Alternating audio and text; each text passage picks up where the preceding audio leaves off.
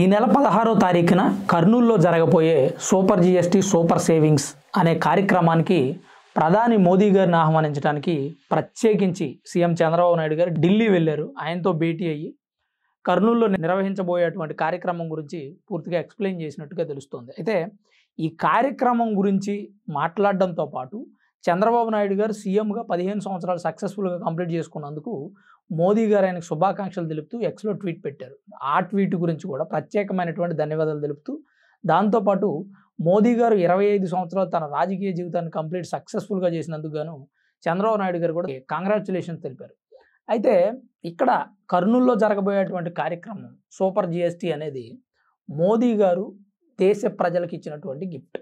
GST తగ్గించి రేట్లు తగ్గడం వల్ల ప్రజలు కూడా ఆనందంగా ఫీల్ అవుతారు అనేది ఒక పాయింట్. అయితే గతంలో ఉన్నటువంటి పన్ను భారం ప్రజల మీద లేకుండా పన్నులన్నీ తగ్గించి వన్ నేషన్ వన్ ట్యాక్స్ అనే విధానాన్ని తీసుకొచ్చి ఈ జీఎస్టీని తీసుకురావడం జరిగింది. జీఎస్టీ రాకముందు దేశంలో ఎన్ని రకాలైనటువంటి పన్నులు ఉండేవి? స్టేట్లో 15 రకాల పన్నులు, దేశంలో కేంద్రం పన్నులు వచ్చేసి 13 రకాలు. ఈ పన్నులన్నీ కట్టింది కాకుండా మళ్ళీ చెక్ పోస్టుల దగ్గర అనేక రకాలైనటువంటి లంచాలు, అనేక రకాలైనటువంటి పన్నులు మనం చూస్తూనే ఉన్నాం. జీఎస్టీ రాకముందు దేశంలో ఒక పన్ను ఉంటే రాష్ట్రంలో ఒక పన్ను ఉండేది, ఆంధ్రాకు ఒక పన్ను ఉంటే తమిళనాడుకు ఒక పన్ను ఉండేది, కర్ణాటకకు ఒకటి, ఇట్లా రకరకాల అయినటువంటి ట్యాక్సులు వాటిలన్నింటినీ కుదించి జీఎస్టీ తీసుకొచ్చిన తర్వాత దేశ ప్రజలందరికీ సులభమైంది. కొంతవరకు ధరలు తగ్గినాయి అని చెప్పి అందరూ సంతోషపడతా ఉన్నారు. కాకపోతే మనం ఫ్యాక్ట్ మాట్లాడుకోవాలి, కొన్ని చోట్ల మాత్రం ఆ పాత రేట్లకి అమ్ముతున్నటువంటి విషయాన్ని ఒక్కసారి గవర్నమెంట్లు పట్టించుకోవాల్సిన అవసరం ఎంతైనా ఉంది. స్టేట్ గవర్నమెంట్ కానీ సెంట్రల్ గవర్నమెంట్ కానీ ఎక్కడా కూడా కొన్ని చోట్ల రేట్లు తగ్గించలేదు. ఏదైతే సూపర్ మార్కెట్స్ ఉన్నాయో అఫీషియల్గా వాళ్ళు సేల్ చేస్తారు కాబట్టి వాళ్ళు తగ్గిస్తున్నారు, ఎందుకంటే వాళ్ళు బిల్లు ఇవ్వాలి.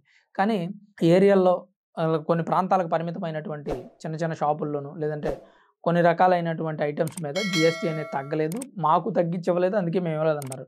అసలు మోస్ట్లీ మనం మాట్లాడుకోవాల్సింది పాల ప్యాకెట్ల మీద. పాల ప్యాకెట్లు రేటు తగ్గలేదు, పాల ప్యాకెట్కు ఉన్నటువంటి జీఎస్టీ తగ్గిపోయింది.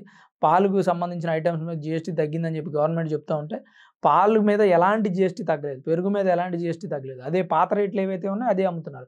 ఎగ్జాంపుల్ మనం విజయ పాల ప్యాకెట్ తీసుకున్నాం అనుకోండి, గోల్డ్ 38 రూపాయలు అమ్ముతున్నారు, గ్రీన్ పాల ప్యాకెట్ 32 రూపాయలు అమ్ముతున్నారు. ఎక్కడ తగ్గింది? రేటు తగ్గలేదు. విజయ పెరుగు ప్యాకెట్ తీసుకున్నాం అనుకోండి, 38 నుంచి 40 రూపాయలు అమ్ముతున్నారు. ఎక్కడ రేటు తగ్గలేదు. మనం ఎప్పటి నుంచి ఏదైతే రేటు కొంటున్నామో అదే రేటు కంటిన్యూ అవుతుంది. ప్రభుత్వాలు ఇకనైనా దీని మీద దృష్టి పెట్టాలి. ఈ కర్నూలులో జరగబోయేటువంటి కార్యక్రమం ఒక ఎత్తు అయితే, నవంబర్ నెలలో విశాఖలో ఒక కార్యక్రమం జరగబోతుంది. ఆ కార్యక్రమానికి కూడా మోదీ గారిని ఆహ్వానించినట్టు తెలుస్తుంది. ఆ కార్యక్రమం ఏంటంటే పెట్టుబడులకు సంబంధించినటువంటి కార్యక్రమం. ఇది చాలా పెద్ద కార్యక్రమం. ఈ కార్యక్రమంలో ప్రపంచ దేశాల్లో ఉన్నటువంటి అన్ని కంపెనీల సీఈఓలు వస్తారు, పెద్ద పెద్ద కంపెనీ ఓనర్స్ కూడా వస్తారు. అట్లా ఎందుకు వస్తున్నారయ్య అంటే ఆంధ్రాలో పెట్టుబడులు పెట్టడానికి.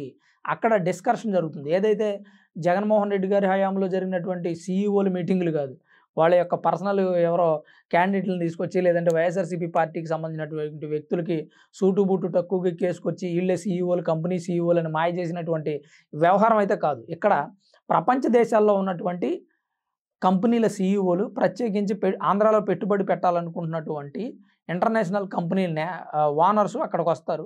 అక్కడ డిస్కషన్ చేసుకుని ఏ ఏ కంపెనీ ఆంధ్రాలో పెట్టుబడులు పెట్టచ్చు, ఎంత స్థలం కేటాయిస్తారు, ఎంత పెట్టుబడి పెట్టాలి, ఇటువంటి విషయాలన్నీ డిస్కషన్ జరుగుతాయి. ఆ సమ్మిట్కి కూడా ప్రధాని మోదీ గారిని ఆహ్వానించారు చంద్రబాబు నాయుడు గారు. అయితే దాంతోపాటు గూగుల్ డేటా సెంటర్ వైజాగ్లో ఏర్పాటు చేయబోతున్నారు. దానికి సంబంధించి ఎంఓఈ మీద సంతకం కూడా పెట్టడం అయిపోయినట్టుగా తెలుస్తుంది మనకి. అయితే ఈ గూగుల్ డేటా సెంటర్కి సంబంధించి సంవత్సరం క్రితం నారా లోకేష్ గారు అమెరికా వెళ్ళి అక్కడ గూగుల్ అధినేతలతో మాట్లాడడం జరిగింది. వాళ్ళు ఇక్కడ వైజాగ్లో గూగుల్ డేటా సెంటర్ ఏర్పాటు చేస్తామని మాట ఇచ్చారు. ఇప్పుడు రీసెంట్గా గూగుల్ డేటా సెంటర్కి సంబంధించి స్థలం కేటాయించారు. ఆ స్థలంలోనే డేటా సెంటర్ కూడా ఏర్పాటు చేయబోతున్నారు. దానికి సంబంధించి కూడా మోదీ గారికి తెలియజేసినట్టుగా తెలుస్తుంది. అయితే ఇక్కడ మోదీ గారు ఆంధ్రప్రదేశ్ స్టేట్కి, మోదీ అనే కాదు ఏ ప్రధానమంత్రి అయినా ఆయా రాష్ట్రాలకి హెల్ప్ చేయాలంటే, ఆయా రాష్ట్రాలకి ప్రత్యేకమైనటువంటి నిధులు ఇవ్వాలి అంటే సమర్థవంతమైనటువంటి ముఖ్యమంత్రి కావాలి, సమర్థవంతమైనటువంటి నాయకుడు కావాలి. ఆంధ్రప్రదేశ్ వైపు కేంద్రం తిరిగి చూడాలి అంటే మన ఆంధ్రప్రదేశ్లో జరుగుతున్నటువంటి వర్క్ అలా ఉండాలి. ఇప్పుడు కేంద్రం నుంచి ఒక 50 కోట్ల రూపాయలు ఇచ్చారనుకోండి, 50 కోట్ల రూపాయలు నువ్వు దేనికి ఖర్చు పెట్టావు అనేది క్లియర్గా వాళ్ళకి ఇవ్వగలిగితే మళ్ళీ ఒక 50 కోట్ల రూపాయలు ఇస్తారు. ఎగ్జాంపుల్కి మాత్రమే చెప్తున్నాను. మనం ఒక ప్రాజెక్టు గురించి కేంద్రానికి అప్పీల్ చేసామనుకోండి, ఒక ఫ్లైఓవర్ ఏదైనా నిర్మించాలని చెప్పి ఒక 100 కోట్ల రూపాయలు కేంద్రం శాంక్షన్ చేసింది. 100 కోట్ల రూపాయలు నువ్వు దేనికి ఖర్చు పెట్టావు ఏంటి అనేది క్లియర్గా వాళ్ళకి మనం అప్పచెప్పగలిగితే మిగిలినటువంటి రిమైనింగ్ బ్యాలెన్స్ కూడా శాంక్షన్ చేస్తారు. ఎట్లా గత ప్రభుత్వం చేయలేదు కాబట్టి ఆంధ్రప్రదేశ్కి కేంద్రం నుంచి అలాంటి సపోర్ట్ లేదు. ఇప్పుడు వీళ్ళు చేస్తుంది ఏంటంటే కేంద్రం నుంచి నిధులు తీసుకుంటున్నారు, దాన్ని సమగ్రంగా ఖర్చు పెట్టగలుగుతున్నారు. ఖర్చు పెట్టినటువంటి నిధులు పలానా దానికి ఖర్చు పెట్టామని కేంద్రానికి చెప్పగలుగుతున్నారు. అక్కడ నుంచి తద్వారా వేరే ప్రాజెక్టు కూడా వీళ్ళు కేంద్రం నుంచి శాంక్షన్ చేయించగలుగుతున్నారు. ఆ కెపాసిటీ ఇప్పుడు ఉన్నటువంటి కూటమి ప్రభుత్వం అధినేతలకు ఉందని చెప్పడంలో ఎలాంటి సందేహం లేదు. ఎందుకంటే మనం చూస్తూ ఉన్నాం ఎగ్జాంపుల్కి అమరావతిలో కూడా డెవలప్మెంట్ కార్యక్రమాలు అయిపోతూ ఉన్నాయి. అమరావతికి కూడా బడ్జెట్ ఇస్తామంటే కేంద్రం ఒప్పుకుంది. అలాగే ఆంధ్రప్రదేశ్కి బడ్జెట్ ఇస్తామని కేంద్రం ఒప్పుకుంది. దాంతోపాటు పలు రకాలైనటువంటి ప్రాజెక్టులను కూడా కేంద్ర ప్రభుత్వం సహకారంతో స్టేట్ వాళ్ళు నిర్మిస్తూ ఉన్నారు. ఇట్లాంటి జరుగుతున్న సందర్భంలో మన స్టేట్లో ఉన్నటువంటి నాయకులు ఇంత సమర్థవంతంగా పనిచేయగలిగితే ఆంధ్రప్రదేశ్ అనేది అతి త్వరగా డెవలప్ అవుద్దని చెప్పడంలో ఎలాంటి సందేహం లేదు. మరి ముఖ్యమంత్రి చంద్రబాబు నాయుడు గారి సారథ్యంలో ఆంధ్రప్రదేశ్ డెవలప్ అవుద్దని చెప్పి పొలిటికల్ ఎక్స్పర్ట్స్ కూడా చాలామంది తెలియజేస్తూ ఉన్నారు. మనం మాట్లాడుకోవాలంటే కొంతమంది వ్యక్తులు చంద్రబాబు నాయుడు అనే వ్యక్తి గతంలో కూడా సీఎం అయి ఉంటే రాజధాని డెవలప్ అయ్యేది, ఈ పాటికి ఆంధ్రప్రదేశ్ డెవలప్ అయ్యేదని చెప్పి నిత్యం మాట్లాడుతూ ఉన్నారు. మనం చూస్తున్నాం. అవి అర్థం కాని వ్యక్తులకు కొంతమందికి అర్థం కాదు.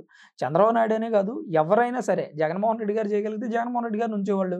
బాబు గారిని సీఎం చేయాల్సిన అవసరం ఉంది. ఆయన సమర్థవంతంగా చేయలేకపోయాడు కాబట్టి బాబు గారిని ఎన్నుకున్నారు. బాబు గారు సమర్థవంతంగా చేస్తాడనే నమ్మకం ప్రజలకు ఉంది. ఒకవేళ చేయలేదనుకోండి ఆయన కూడా దింపేస్తారు. అందులో ఎలాంటి సందేహం లేదు. బాబు గారనే కాదు, ఎవరైనా సరే చంద్రబాబు నాయుడు లాగా పనిచేయగలిగే వ్యక్తుల్ని ప్రజలు ఎన్నుకుంటారని చెప్పడంలో ఎలాంటి సందేహం లేదు. మరి ముఖ్యమంత్రి చంద్రబాబు నాయుడు గారు కేంద్రం దగ్గర నుంచి తెస్తున్నటువంటి ఫండ్స్ గురించి కానీ, లేదంటే కేంద్రం మనకు కేటాయిస్తున్నటువంటి ప్రత్యేక బడ్జెట్ల గురించి కానీ మీకు ఏదైనా అవగాహన ఉంటే కామెంట్ చేసే ప్రయత్నం చేయండి. Thanks for watching this video. This is Ram signing off sunburn studios.